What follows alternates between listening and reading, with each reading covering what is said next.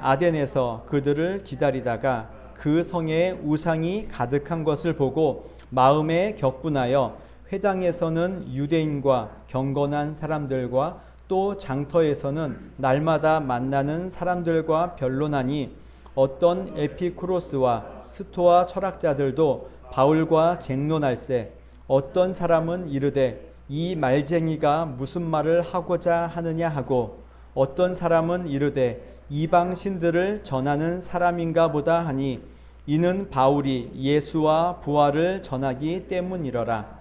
그를 붙들어 아레오바고로 가며 말하기를 내가 말하는 이 새로운 가르침이 무엇인지 우리가 알 수 있겠느냐. 내가 어떤 이상한 것을 우리 귀에 들려주니 그 무슨 뜻인지 알고자 하노라 하니 모든 아덴 사람과 거기서 나그네 된 외국인들이 가장 새로운 것을 말하고 듣는 것 이외에는 달리 시간을 쓰지 않음이더라. 아멘. 저희가 한 4주 동안을 어린이, 부모님, 스승, 가정 설교를 하다 보니까 그 전에 했던 사도행전이 좀 기억이 안 나실 수 있어서 제가 그냥 간단하게 어떤 일이 있었는가 좀 설명을 좀 드리고 오늘 본문을 좀 보도록 하겠습니다. 그러니까 사도 바울이 2차 전도 여행을 이제 시작하고 전도를 잘하고 있는데 본인은 아시아를 가고 싶었는데 누가 막으셨나요? 성령이 막으셨죠. 그래서 어디로 갑니까? 마게도냐로 갑니다. 마게도냐에 가서 빌립보에, 그 다음에 데살로니가, 베레아, 아덴 이렇게 옮겨가는 수순인 겁니다. 하나님께서 가라고 해서 성령님께서 가라고 해서 간 자리인데 그곳에서 받은 것은 뭐밖에 없습니까? 매맞고 옥에 갇히고 도망다니고 쫓겨나고 이 일들만 하고 있는 겁니다. 사실 아덴도 어떤 면에서 보면은 전도하기 위해서 갔다기보다는 바울이 쫓겨가서 숨어있는 곳이 숨었다기보다는 안전한 곳으로 피신한 곳이 어디입니까? 아덴이죠. 15절에 보면은 사도행전 17장 15절에 보면 이렇게 되어 있습니다. 바울을 인도하는 사람들이 그를 데리고 아덴까지 이르러. 자, 바울이 아덴에 간 것이 아니라 누가 바울을 아덴으로 인도했죠? 베레아에서 바울이 해코지를 당할까봐 그를 인도해낸 사람들이 아덴으로 데리고 간 겁니다. 그래서 아덴에 지금 바울이 와 있는 겁니다.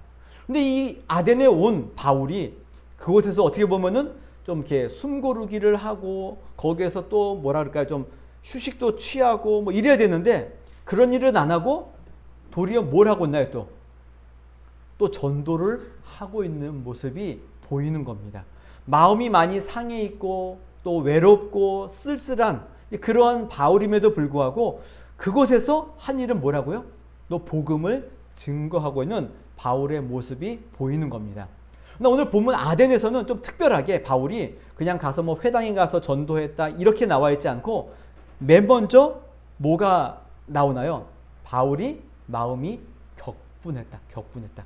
지금 바울이 뭐가 일어났다고요? 화가 난 겁니다. 너무 화가 난 겁니다. 화가 난 이유는 뭐 때문에 화가 난 겁니까? 앞에 뭐라고 되어 있죠? 우상이 가득한 것을 보고 화가 났다라고 되어 있습니다. 그럼 도대체 우상이 얼마나 많길래 화가 났는가? 라는 거죠. 저희가 이제 아테네에 가보지 않아서 얼마나 있는지 그 당시와 지금은 또 다르기 때문에 잘 모르지만은 한 역사가의 표현에 의하면은 아덴에 있는 우상과 신전의 수가 그 당시에 있는 그리스 전역, 헬라 전역에 있는 우상보다 더 많다라고 되어 있는 겁니다. 사실 많다 이러니까는 얼마나 많은지 알 수 없지만은 결국은 이런 얘기하는 거죠. 쉽게 얘기하면 전국에 있는 교회의 수보다 여기 서울에 있는 교회 수가 훨씬 더 많다. 이렇게 그냥 표현해 볼 수도 있겠죠. 그만큼 얼마나 우상이 많은지를 표현해 주는 대목인 겁니다. 근데 바울이 그것들을 눈으로 보고 거리를 다니면서 볼 적에 너무 그것 때문에 화가 난 겁니다. 너무 화가 나죠. 우상 때문에 화가 난 겁니다. 여러분들도 혹시 그 우상들을 보면 화가 나십니까? 아니면 화가 안 나십니까?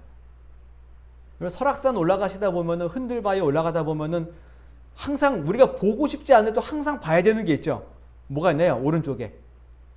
엄청 큰 불상이 있는 겁니다. 그렇죠? 여러분 그거 보면 어떻습니까? 화가 납니까? 아니면은 그냥 잘 만들었네. 참 크다. 뭐 이런 생각이 드십니까? 저는 뭐 이렇게 크게 저는 사실 개인적으로 크게 화가 나고 그러지는 않습니다. 뭐 이렇게 가면은 사람들이 항상 그래요. 산에 가면은 좋은 산에 가면은 항상 뭐가 있나요? 절이 있습니다. 그럼 우리는 항상 그러죠. 야, 경치 좋고 물 좋고 산 좋은 데는 다 뭐가 있다고요? 절이 있다라고 얘기하면서 막 불평을 하고 추덜추덜거립니다. 그러나 잘 생각해 보시면 경치가 좋아서 절이 산에 들어가 있는 건 아닙니다. 설교가 좀 그렇긴 한데 원래 절에 왜 들어갔나? 산으로 왜 들어갔나요? 절들이? 조선시대에 그 불교를 탄압해가지고 어쩔 수 없이 도망간 곳이 산인 겁니다. 그들이 뭐 가고 싶어서 했겠나요? 그러나 지금 와보니 거기가 너무 좋은 거죠. 이런 겁니다. 우리는 우리의 화는 항상 어디에 있나요? 절 보면 화나고 뭐 이슬람 사원 보면 화나고 불상 보면 화나고 이걸 보면서 봐라. 바울도 우상을 보고 격분했듯이 우리도 격분해야 된다. 이거 이야기하자는 게 아닌 겁니다. 바울의 격분은 뭔가 다른 겁니다. 단순히 우상을 보니까 너무 짜증나서 우리가 얘기하는 절만 보면 짜증나고 불상만 보면 짜증나고 이래서 짜증이 나고 화가 난 것이 아니라 바울은 조금 다른 의미에서의 격분인 겁니다. 예를 들기 위해서 요한복음에 보면은 예수님께서 나사로가 죽은 나사로를 보면서 이런 표현이 되어 있습니다. 사건을 보면서 이렇게 예수께서 그가 우는 것과 또 함께 온 유대인들이 우는 것을 보시고 심령의 비통이 여기시고 불쌍히 여기사 그리고 예수께서 눈물을 흘리시더라. 자, 나사로의 죽음 앞에 예수님이 눈물을 흘리시고 비통을 여기십니다. 그럼 뭐 때문에 우신 겁니까? 나사로가 죽어서 슬퍼서 우신 겁니까? 상식적으로 그건 아닌 거죠. 왜 그렇습니까? 예수님이 나사로를 살리실 거기 때문에 굳이 죽은 나사로 때문에 울 이유가 하나도 없는 거죠. 그럼 무엇 때문에 예수님이 비통해 하시고 눈물을 흘리신 겁니까? 죽을 수밖에 없는 자기의 형제와 백성들 때문에 우신 겁니다. 죄로 인해서 그들의 삶이 죽음으로 인해서 울 수밖에 없는 그들의 상황과 그들의 처지를 보면서 우시는 겁니다. 그러니까 우리의 죄악들, 우리가 죽음 앞에 눈물을 흘릴 수밖에 없는 연약한 우리의 모습을 보고 주님께서 비통 여기시고 눈물을 흘리신 겁니다. 마찬가지로 바울이 지금 격분해 있고 화가 난 이유는 우상 때문이 아니라 그 우상의 종로를 타고 있고 그들을 섬길 수밖에 없는 그들의 무지함과 그들의 연약함들 때문에 지금 화가 나 있는 겁니다. 우리는 이것 때문에 분노해야 되는 거예요. 단순히 눈에 보이는 어떤 장소와 형상 때문에 분노하는 것이 아니라 그것들을 보면서 거기에 매여 있는 그들의 연약함들과 그들의 우상을 섬길 수밖에 없는 그들의 연약함 때문에 우리가 격분하시고 화를 내셔야 되는 겁니다. 안타깝지 않습니까? 그게 뭐라고? 얼마 전에 작년에 저희 친한 친구 한 명이 갑자기 몸이 좋지 않아서 죽었습니다. 그래서 장례식장에 갔는데 장례식장에 갔다가 거기에서 조문을 하고 나왔습니다. 거기에서 교회 다니는 사람은 저 하나밖에 없습니다. 나왔는데 저는 이제 만나서 나와서 이제 친구들하고 헤어지려고 하는데 친구 한 명이 그러는 겁니다. 야, 집에 가지 말고 편의점 갔다 가자고. 편의점 갔다 가자는 겁니다. 왜 그런지 아십니까? 저는 몰랐는데 깜짝 놀랐어요. 왜 그러냐면은 장례식장 가면은 귀신이 있기 때문에 거기 가면 귀신이 내 몸에 붙는 겁니다. 그래서 이 귀신을 데리고 자기 집에 갈 수 없어서 어디에다 떨궈두고 가는 거죠? 다른 집에다 떨궈두고 가는 겁니다. 너무 웃기지 않나요? 제 친구가 이거 안 들을 거기 때문에 지금 하는 겁니다. 분명히 교회 안 다니는 애기 때문에 절대 이거 들을 일이 없기 때문에 너무 웃긴 겁니다. 그래서 그 친구들을 다 편의점 가서 다 담배 한 갑씩 사들고 집에 갔습니다. 저는 그냥 바로 집으로 와버리고. 이런 것 때문에 화가 나셔야 되는 거예요. 괜히 절에 가서 뭐 통성기도 하시고 이런 거 하지 마시고 지금 그런 것들에 마음 뺏겨져 있는 그들을 보면서 화가 나셔야 되는 겁니다. 그래서 격분한 바울은 화가 났기 때문에 가서 우상을 때려 부수고 이런 거 하셨습니까? 안 하셨다고요. 뭘 하십니까? 그 다음 절을 보십시오. 17절에. 마음에 격분하여 회당에서는 유대인과 경건한 사람들과 또 장터에서는 날마다 만나는 사람들과 변론을 합니다. 그들과 함께 하는 겁니다. 뭐가 신이고 뭐가 진리고 뭐가 바른 것인지 한번 같이 이야기하자는 거예요. 회당에 가서 이야기하고 장터에서 만나는 사람들과 이야기하고 뭐 변론이라고 썼지만은 뭐 우리는 쉽게 뭘 얘기할까요? 전도하는 거죠. 회당에 가서 전도하고 만나는 사람들에게 전도하는 겁니다. 그래서 뭘 전도합니까? 18절 후반부에 보면은 바울이 예수와 부활을 전하기 때문이러라. 바울이 뭘 변론하고 뭘 전했다고요? 예수님과 부활을 증거하고 전하는 겁니다. 바울의 격분의 결과가 뭐라고요? 전도라고요. 예수 그리스도, 부활, 십자가 이거 외에는 말하지 않는 겁니다. 이것이 있어야 이들이 우상을 섬기지 않을 거기 때문에 그 일을 하고 있는 겁니다. 자, 이런 바울의 예수님과 부활을 증거하게 되자 주변의 사람들이 바울을 이야기하면서 붙들고 이야기하는 겁니다. 우리 함께 같이 너의 가르침을 우리가 듣고 싶다. 새로운 가르침을 우리에게 알려달라. 아레오바고에 가서 우리에게 알려달라. 약간 이게 보면 변론장이고 토론회 장인데 여기에 와서 정말 제대로 한번 우리에게 이야기하라. 괜히 지나간 사람 한 명, 두 명 붙들고 얘기하지 말고 공적인 자리에서 우리에게 이야기를 한번 해줘라. 이야기한 겁니다. 그러자 바울이 그 일에 반응 좋죠. 한 명이 아니라 여러 사람들에게 증거할 수 있는 그 일 때문에 기쁨으로 그들에게 가서 이야기를 하게 되는 겁니다. 그럼 왜 이 사람들이 바울을 초청해서 그 이야기를 뭐 초대한 건지 아니면 따지고자 한 건지 모르겠지만 어쨌든 바울을 불러다가 왜 이런 이야기를 했는가? 오늘 사도행전 17장 21절에 이렇게 표현합니다. 모든 아덴 사람과 거기서 나그네 된 외국인들이 가장 새로운 것을 말하고 듣는 것 이외에는 달리 시간을 쓰지 않음이더라. 아덴 사람의 특징이 뭐라고요? 우상이 많은 겁니다. 우상을 많이 섬기는 겁니다. 그런데 이런 이유는 그들의 마음은 뭐로 가득 찼기 때문에 그렇죠? 가장 새로운 것을 말하고 듣는 것 이외에는 달리 시간을 쓰지 않는 겁니다. 그러니까 새로운 것을 듣고 말하는 것, 이것이 그들의 가장 큰 뭐라고요? 흥미고 기쁨이고 즐거움인 겁니다. 저와 여러분들의 기쁨과 즐거움은 어디에 있습니까? 스마트폰에 있으신가요? TV에 있으신가요? 아덴 사람은 어디에 있다고요?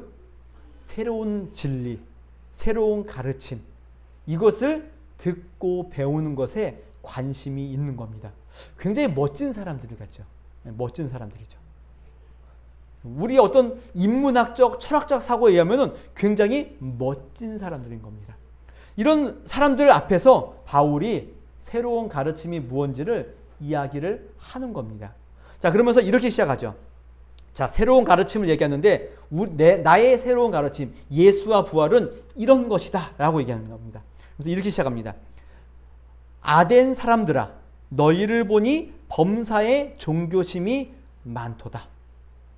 그들을 약간 칭찬하는 건지 아니면은 비꼬는 건지 모르지만 아덴 사람들에게 뭐라고 얘기한다고요? 너희들은 종교심이 참 많다. 종교에 대한 열심, 종교에 대한 마음이 너무나 참 많다는 겁니다. 자, 그러면서 이렇게 얘기하죠. 내가 두루 다니며 너희를 위하는 것들을 보다가 알지 못하는 신에게라고 새긴 단도 보았으니 그런즉 너희가 알지 못하고 위하는 그것을 내가 너희에게 알게 하리라. 자, 종교성이 얼마나 많은지 뭘 이야기한다고요? 알지도. 자기들이 혹시 모르는 신들이 있을 수 있으니 그 알지 못하는 신들에게도 제사하고 예배하고 또 신전을 만드는 겁니다. 혹시라도 알지 못하는 신들에게 우리가 경배하지 않아서 그 신들이 노해서 우리를 벌줄까 봐 혹시라도 그 신이 우리에게 오면은 여기가 당신의 신전이라고 이야기하기 위해서 알지 못하는 신들도 섬기는 그들의 모습이 보이는 겁니다. 오늘날 우리나라의 예전에 이게 사극이나 이렇게 보면은 우리의 어머니들이 새벽에 그 집 뒤에서 이렇게 상 놓고 물 하나 떠놓고 뭐라고 기도했나요? 천지신명이죠. 그 얘기는 뭡니까? 대상이 명확하지 않은 겁니다. 대상이 명확하지 않죠. 이 기도는 누가 들으라는 겁니까? 천지에 있는 모든 신들은 다 들으라는 겁니다. 누구든 한 명이든 듣고 이 기도 들으라고. 그리고 응답해달라고. 어떻게 보면 되게 지혜롭죠. 지혜롭죠. 안 지혜로운가요? 한 명만 얘기하면은 좀 그럴까봐 누구든 좋으니, 어떤 신이든 좋으니 누구든 하나만 걸려서 이거 들어달라고. 지금 이 종교성은 똑같죠. 여기에 대해서 바울이 얘기하는 거죠. 너희들이 얘기했던 그 알지 못하는 신이 있는데 그 신을 내가 지금 소개해 주겠다 라고 얘기하는 겁니다. 그 신은 누굴까요? 당연히 하나님이시죠. 그 하나님을 이렇게 설명합니다. 첫 번째로 이렇게 얘기합니다. 자, 내가 얘기하는 신이 있는데 그 신은 뭐냐? 우주와 그 가운데 있는 만물을 지으신 하나님께서는 천지의 주제시니 손으로 지은 전에 계시지 아니하시고. 자, 내가 얘기하는 신은 이런 분이다. 천지를 지으신 창조주 하나님이시다. 그분은 천지의 주인이시기 때문에 어디 안 계신다고요? 사람이 손으로 지은 신전에 계시지 않는다. 너희들은 신을 어디에 둔다고요? 신전에 두는데 내가 이야기하는 그 신은 천지를 만드신 분이기 때문에 신전에 계시지 않다. 첫 번째 설명합니다. 두 번째로는 또 무엇이 부족한 것처럼 사람의 손으로 섬김을 받으시는 것이 아니니 이는 만민에게 생명과 호흡과 만물을 친히 주시는 이심이라. 자, 내가 소개하는 이 신은 하나님은 우리에게 모든 것을 주시는 분이지 받는 분이 아니시다라는 겁니다. 너희들의 신은 항상 섬김을 받지 않느냐? 그러나 내가 이야기하는 이 신은 섬김을 받지 않고 모든 것들을 너희에게 주시는 분이시다. 이렇게 이야기합니다. 또 세 번째로는 인류의 모든 족속을 한 혈통으로 만드사 온 땅에 살게 하시고 그들의 연대를 정하시며 거주의 경계를 한정하셨다. 이 얘기는 사람을 만드셨고 인간을 만드셨고 그들에게 역사와 또 그들을 존재케 하시는 모든 섭리하시는 분이 누구시라고요? 하나님이시다. 창조하시고 섭리하시는 그분이 누구시라고요? 하나님이시다. 이 하나님을 너희들이 모르기 때문에 내가 지금 알게 해주겠다. 그런데 이 하나님의 특징이 또 뭐냐? 그 하나님은 우리에게 심판하시는 분으로서 우리에게 회개를 촉구하시는 분이다. 그 하나님이 그 회개와 우리에게 찾아오게 하심을 보여주시기 위해서 우리에게 명확한 증거로 주신 게 뭐냐면은 여기 31절에 보면은 이는 정하신 사람으로 누굽니까? 예수 그리스도죠. 그분을 통하여서 사람을 하여금 천하를 공의로 심판한 날을 작정하시고 이에 그를 죽은 자 가운데서 다시 살리신 것으로 모든 사람에게 믿을 만한 증거를 주셨음이니라 하니라. 바울이 창조주 하나님, 또 섭리주 하나님, 또 심판주 하나님을 이야기하면서 자, 이 심판하신 그 하나님, 천지를 만드신 그 하나님의 증거가 뭐냐? 예수 그리스도를 십자가에 죽이시고 부활시킨 이것이 창조주 하나님, 섭리주 하나님, 심판주 하나님의 뭐라고요? 증거다라는 겁니다. 좀 되게 특이한 방식으로 전도를 하죠. 예전에는 그냥 그리스도의 십자가에 죽으심, 부활하심, 그리스도를 증거했는데 지금은 예수 그리스도가 뭐에 대한 증거라는 겁니까? 너희가 알지 못하는 그 창조주, 섭리주, 심판주 하나님의 증거로서 그리스도의 십자가와 부활이 있다라고 지금 설명해 주고 있는 겁니다. 자, 이렇게 알지 못하는 신 새로운 가르침에 대한 이야기를 쭉 한 겁니다. 자, 이렇게 얘기했더니 사람들이 듣고 뭐라 그럽니까? 부활에 대한 이야기를 듣고 조롱하죠. 너가 정말 정신이 나갔구나. 이제 하다 쓸데없는 말도 안 되는 일을 이야기하는구나 라고 조롱하는 일이 있었고요. 또 한편은 내가 너의 이야기를 다시 듣고 싶다. 좀 더 알고 싶다 라고 이야기하는 사람들이 생긴 겁니다. 또 그들 가운데 누가 있냐면 아레오바고 관리 디오누시오, 그 다음에 다마리, 그리고 다른 많은 사람들이 있게 된 겁니다. 결과는 뭐 조롱하는 사람이 있고 믿는 자들이 생기게 된 겁니다. 자, 이게 오늘 본문의 이야기인 겁니다. 아덴에서의 바울의 전도는 조금 색다른 방식이었죠. 왜냐하면은 새로운 것 외에는 듣고 뭐 말하고 재미를 느끼는 것이 없는 사람들이기 때문에 그들에게 맞는 색다른 방식을 가지고 지금 이야기를 했던 겁니다. 이게 바울의 전도 방식인 겁니다. 아덴 사람에 맞는 바울의 전도 방식인 겁니다. 저는 이 전도 방식에 대한 이야기보다는 아덴 사람의 특징이 뭐냐라고 여쭤게 새로운 것을 좋아하는 겁니다. 가장 새로운 것을 말하고 듣는 것을 좋아하는 겁니다. 어찌 보면 오늘날 이 세대를 살고 있는 저와 여러분들의 모습일 수 있는 겁니다. 하나님을 알지 못하고 살아가는 모든 사람의 특징이 뭐라고요? 새로운 것을 좋아하는 겁니다. 여러분, 새로운 것을 좋아합니까? 아니면 싫어합니까? 우리는 항상 새로운 것에 목말라 하죠. 목말라 하죠. 새로운 스마트폰이 나오면 어떻습니까? 사고 싶습니까? 안 사고 싶습니까? 여러분 잘 모르겠습니다. 제가 아는 형이 있는데 그 형이 아이폰 11 프로 맥스를 쓰다가 제가 아이폰 선전한 사람 아닙니다. 아이폰 12를 산 겁니다. 그래서 샀길래 형 아이폰 12는 뭐가 다르냐고, 왜 바꿨냐고, 쓸만한데 왜 바꿨냐 했더니 뭐가 다르냐고 했더니 다른 게 없답니다. 11과 12의 차이점이 많이 없답니다. 그럼 왜 그러냐 했더니 나의 마음이 다르다고. 이겁니다. 우습죠. 웃긴 일일 수 있습니다. 그러나 이것이 오늘날을 살아가는 모든 사람들의 마음인 겁니다. 새로운 것에 목말라 합니다. 새로운 것이 그냥 기쁜 겁니다. 그래서 교회도 뭐가 최고입니까?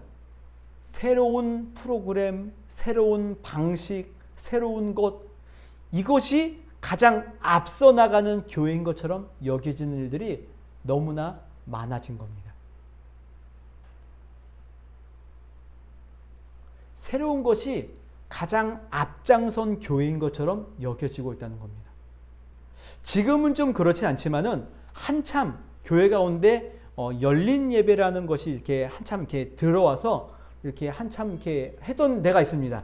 그래서 열린 예배를 드리는 교회는 굉장히 앞서가는 교회이고, 그냥 옛날처럼 뭐 묵도하고 뭐 교동문 읽고 뭐 일어나서 교동문 읽고 찬양하고 또 앉고, 이런 교회는 뭔가 뒤떨어진 교회인 것처럼 여겨지던 때가 있었다는 겁니다. 지금도 그런지 모르겠지만 그때는 한참 그랬습니다. 그럼 열린 예배를 드리면 좋은 교회고 또 앞서가는 교회고, 옛날처럼 그냥 다 묵상기도할 때가 일어나십시오, 앉으십시오, 뭐 설교하고 끝나고, 이런 교회는 뭐 좀 이상한 교회인 겁니까? 아니라는 겁니다. 그 이면엔 뭐가 있냐면은 새로운 것을 너무 추구하고자 하는 마음들이 있는 겁니다.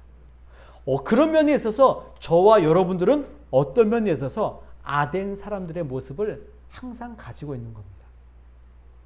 한번 잘 돌아보셔야 되는 겁니다. 우리가 혹시 너무나 새로운 것에, 재미있는 것에 너무 목말라 하고 있지 않은가 싶은 겁니다. 오죽하면 설교도 뭘 해야 된다고요? 재미있어야 되는 겁니다. 설교가 재미없으면 안 되는 겁니다. 안 믿는 어떤 그 카센터 사장님이 제가 교회 목사인 걸 알고 이렇게 고치러 갔더니 그분이 제가 목사인 걸 알고 혹시 개척을 할 거면은 저한테 조언을 하셨어요. 개척하려면은 어디 가서 개척해야 되느냐?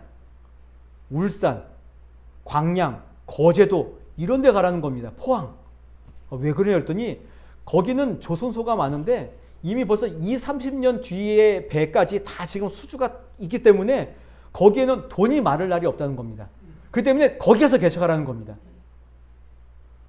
교회 안 다니시는 분인 겁니다. 현실적인 조언을 하나 했죠. 또 두 번째, 뭘 조언했냐면은 장경동 목사님 설교를 많이 들으라는 겁니다. 그분처럼 사람의 그 마음과 그 시선을 끄는 사람이 없기 때문에 그분의 스피치를 본받으십시오. 저한테 두 가지를 저한테 조언하셨습니다. 제가 그 조언대로 따르진 않고 있는데 나름 굉장히 설득력 있죠. 설득력 있죠. 사람들의 마음이 그렇다는 겁니다. 단순히 안 믿는 자들뿐만 아니라 믿는 자들도 그런 새로운 것에 우리가 목말라 하고 있다는 겁니다. 새로운 것에 목마르다는 이야기는 다른 것이 아니라 권위의 도전, 권위를 인정하지 않기 때문에 그렇습니다. 전통을 인정하고 있지 않기 때문에 그렇습니다. 오늘 잘 보십시오. 아덴 사람들 새로운 것을 좋아하고 우상을 많이 섬기는 이유는 뭐 때문이었죠? 하나님을 모르기 때문에, 진리를 모르기 때문에 이런 일들이 있게 되는 겁니다.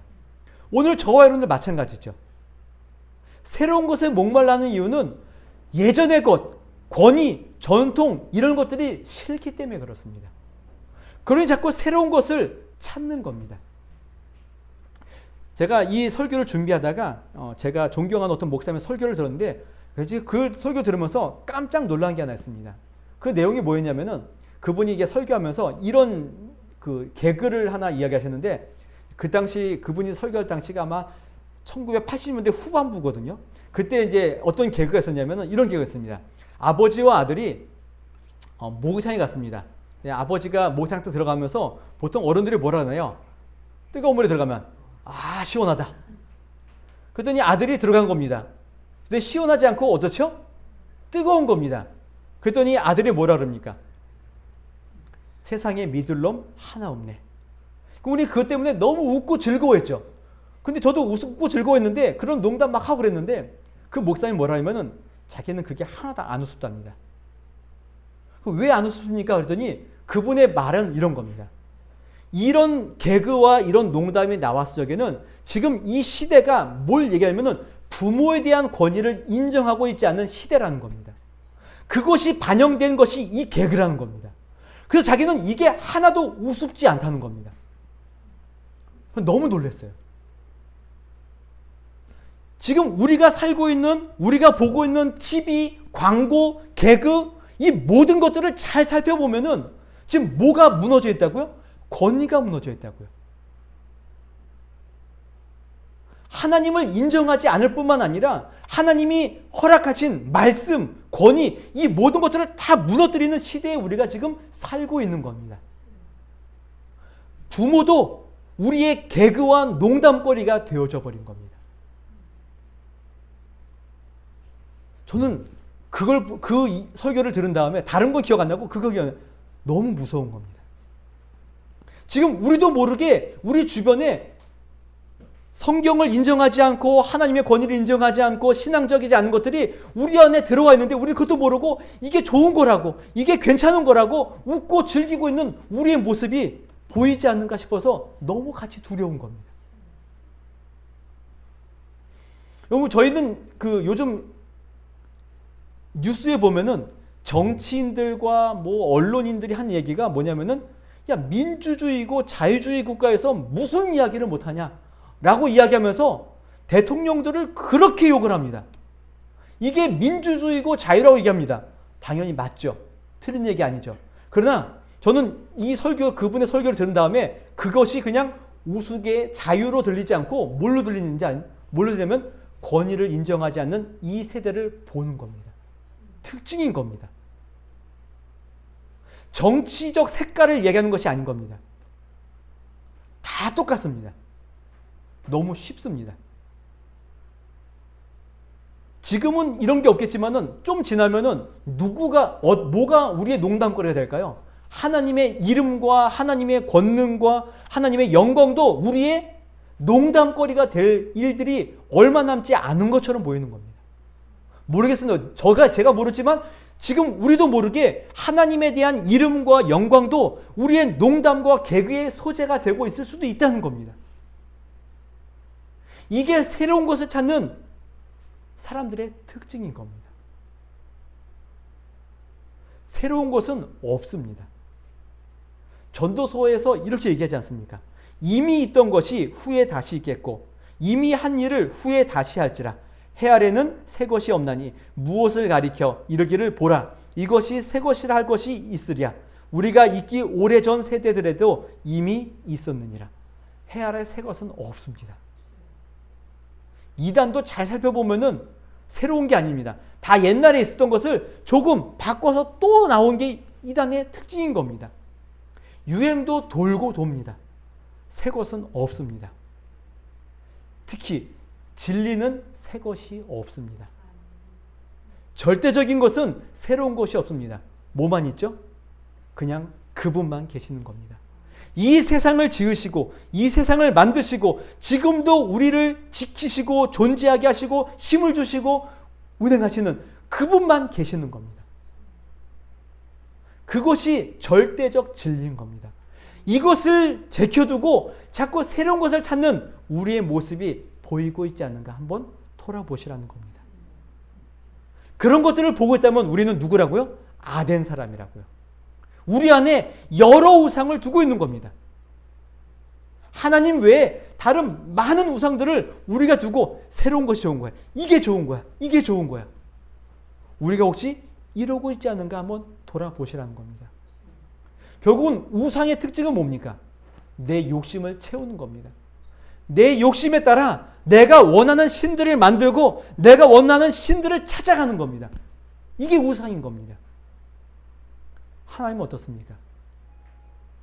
우리가 원하는 그분이 아니라 그분이 원하는 것을 우리가 따라가는 것, 이게 신앙이고 이게 믿음이고 하나님을 믿는 자들의 특징은 여기에 있는 겁니다. 바울은 이것 때문에 화가 나 있는 겁니다. 그 전능하신 그 하나님, 천지를 만드신 그 하나님을 잊어버리고 이상한 일들을 기쁨으로 알고 재미로 알고 즐거움으로 살아가는 그들을 보고 화가 나 있는 겁니다. 오늘 저와 여러분들도 이것 때문에 화를 내셔야 되는 겁니다.